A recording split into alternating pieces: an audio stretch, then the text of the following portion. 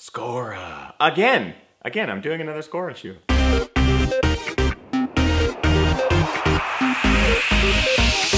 Ginger Runner.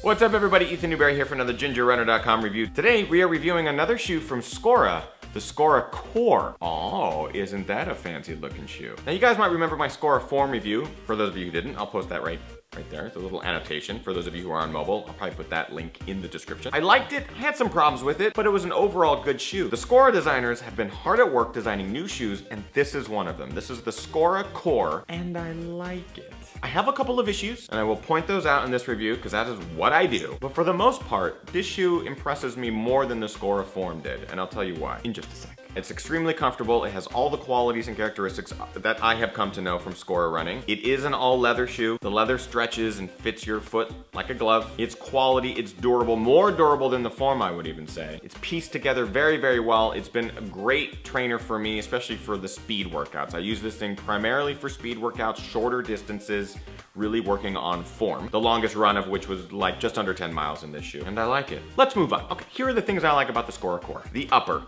Now, what's great about this upper, it's the same upper that I came to love in the first iteration that I tried out, the Skora Form. It's extremely soft, supple, it hugs your foot, it stretches with your foot and kind of begins to form around your foot the more you wear it. I liked it in the first gen, I like it in this one. Heel fit. Now I had the problem with the Skora Form where they had some sort of heel band, like Velcro type thing. This heel is dialed in.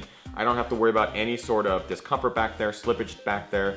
It all ties in with the laces up front and just fits really well. Outsole durability. Now this is something Skora has in spades. The outsoles on Skora shoes just last forever. They barely wear down. I notice a little bit of wear and tear on the lateral side of my foot here and a little bit in the back of the heel, but that's about it, just right around there. And it's not even that much wear and tear. It's amazing how little wear these shoes show based on how much mileage walking and running and I do in this shoe. Seamless. The upper with this Skora shoe is of course seamless. You can't even feel the seams on the inside. I did have a couple of issues which I'll get to in the dislikes, but for the most part, the insides of this upper are just fantastic. Zero drop. The shoe is zero drop, as are all Skoras. I believe you can even remove a couple millimeters by removing the insole, for those of you super minimal freaks. Reflective. The shoe comes with some reflective elements, especially this heel area here. A car's pulling up behind you with its headlights at night while you're running, and boom, your heels light up. Huh? How about that? Way better than a pair of LA Gear. You guys remember those? The LA Gear shoes that light up?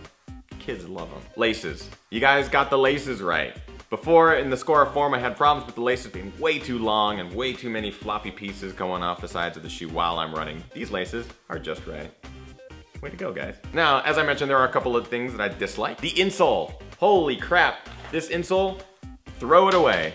That thing is a piece of garbage. I have had so many issues pulling my feet in and out of these shoes when the insole just like slides out, comes out, and I have to put it back in every single time I put the shoes on and off. It's so thin, it's almost pointless. But I believe it has some antimicrobial benefits to it, keep your feet from stinking, that kind of stuff. Drove me crazy. Threw it away. Outsole balance. When I run or when I walk, I tend to strike in my midfoot to forefoot laterally, so outside first. A lot of people have that same issue. Now when I walk in this shoe, it feels like there's almost less support on the lateral side. And if you look at the bottom, you'll see that there's this big chunk of black rubber right here in the middle. There's nothing so much on the outside to keep your foot balanced. There's a couple of nubs, and that's about it. The problem I've been having is that my forefoot feels like it's literally coming over the outsole. I haven't worn into that leather at all, so that's a good sign, but it still feels like my foot is sitting on an angle whenever I'm standing still. I feel like it's rolling out. It could be the shoe's size issue, which I'll get to in a moment, but it shouldn't be. It's just interesting, and it's not something I noticed in the Skora Form, it's something specific to the Skora Core that I've noticed. Tongue chafe. Now, as I mentioned earlier, I had a bit of chafage from the tongue on this shoe, and I'm not talking just chafing, I'm talking bleeding. It's a burrito style shoe, much like the Skora Form, and the tongue itself has some pretty sharp edges up towards the top on the inside of both my shoes. My right foot bled.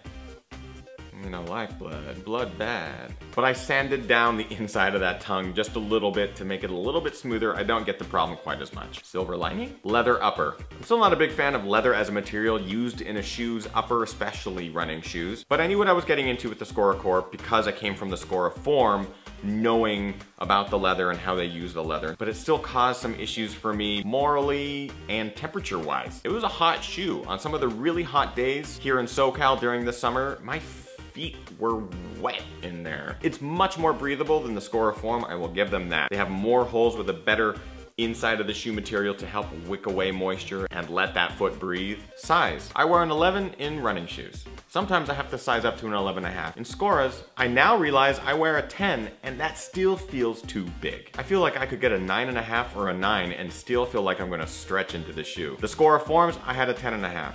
These, I got a 10. I don't even know which way is up anymore. Do I get a 10? Do I get a 9.5? What? I don't know. Make sure you try them on, or send them back and get a new size, or send them back and get a new size, which they do offer. Just interesting. Why not make an 11 an 11? So that's it for dislikes. The Skora Core, in my opinion, is a much better shoe than the Skora Form was for me. I run in the shoe, walk around in the shoe a lot. I actually think it's really stylish too, which I think is kind of cool. I can wear this with jeans. People have commented on it like, oh my God, those shoes are really awesome. Where'd you get those? I'm like, Skora. It's a great shoe. If you're looking for a nice minimal shoe that's very durable, very comfortable, definitely check out Skora. And they're really great guys as well. You can find them online all over the place. They're really, really awesome. So let's get on with the points. Quality, 4 out of 5. Much better score than the Skora Form because I haven't had any of the same issues that I had with the Skora Form as far as quality is concerned. The insole and the sizing issues got to me. I had to dock them a point. 4 out of 5. Comfort, 4 out of 5. When it comes to minimal footwear, they're all trying to be the same. They're all trying to give you as little product between you and the ground as possible. I think they play the minimal game really, really well, so I give them 4 out of 5 for comfort, because as far as minimal footwear goes, it's about on par with the most comfortable you can get. Price, I'm gonna give them 3 out of 5, but it's borderline 3 to 4 with a caveat. At retail price at $155, it's a 3 out of 5. If you can get them on sale for $108, 4 out of 5. Simple as that. Looks, 4 out of 5. I think it's one of those few running shoes that you can actually wear with like a regular outfit around town, walking to your local coffee shop or walking into the grocery store, going to a restaurant. I mean, you could wear other running shoes to those same places, but you'll look weird. Trust me. I know. So that brings our total to 15 out of 20, which is a great score for the Skora Core. Great score for the Skora Core.